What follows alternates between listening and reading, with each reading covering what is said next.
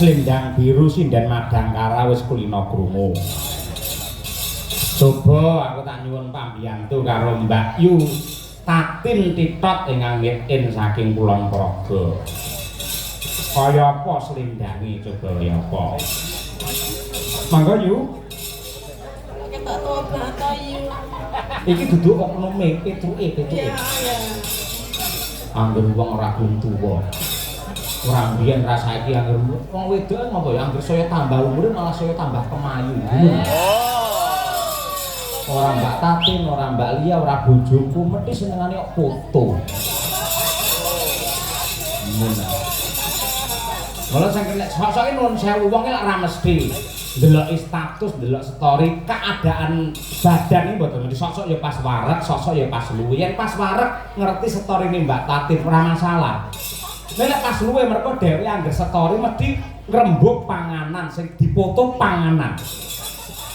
Terus karo ngisore ditulisi berdoa sebelum makan. Mbok ngelingi lek kancane ya akeh sing ora iso mangan. Ku nek awake lemu ngan mengen. Lah yang di posting ya ming sambel lho. Apa pengen tak sambeli apa piye? Oh. Apa ora ngerti ta lek wong perang biyen. Pengen sambel disambeli. Sadurunge perang kudu nggawa bedil, musuh teko dibedili. Jroning perang nggawa tombak, musuh teko ditombaki. Perang nggawa repopel, musuh teko direpopel. Coba lari, ya. Aku malah pilih yang kulinya. Coba.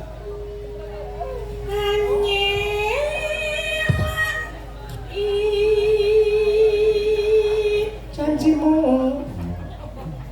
Janji.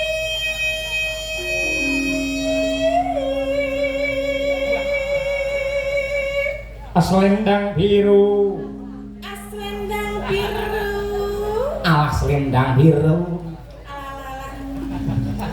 Selendang biru.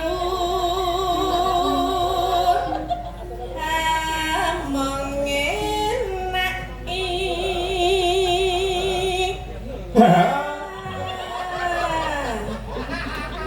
Hati.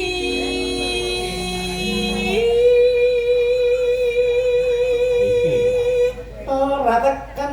Ya. Sing bener Mas. Kepet lho. Hah? Apa? Ora. Galak enak. Piye Mas? Ayo. Ora tekan. Naratakan batin setiamu. Yuk, Cik Roklu. Selendang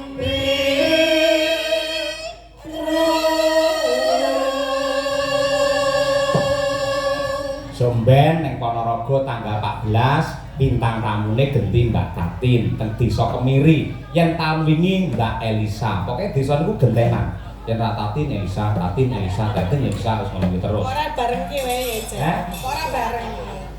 lha kepenak awakmu no lek bareng Niki bulan ini aku bersama Mas Petro ketoknya 4 kali ya. Ketoknya basa ngendi ketoke. ayo 4 kali. Ya semoga-moga iso lancar, engko yen ora Mbak Elisa ya awakmu yen ora awakmu ya Mbak Elisa. Nggih pokoke sinten mawon sepenting semangat. Ngono iki aku merjuangne lho, Mbak. Sok-soke wong nanggap no bintang tamu sinten nggih Pak Dalang. Anu Mbak Elisa mawon Mbak Tatin. Mawon niku pun kulino teng mriki lho. Niku niku duwe multi talenta napa-napa apik. Niku mawon. Lha mboten niku kula mboten sah mawon nggih tanggap. Sosok ngono aku. Wong nanggapi manut karo aku lah. Yen ngono ki mbok kowe ngerti ya karo Madakara, ngerti ya karo aku.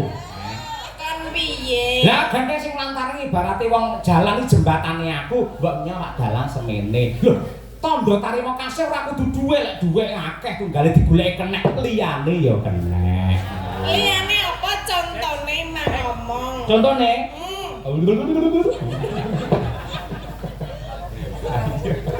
Ayo.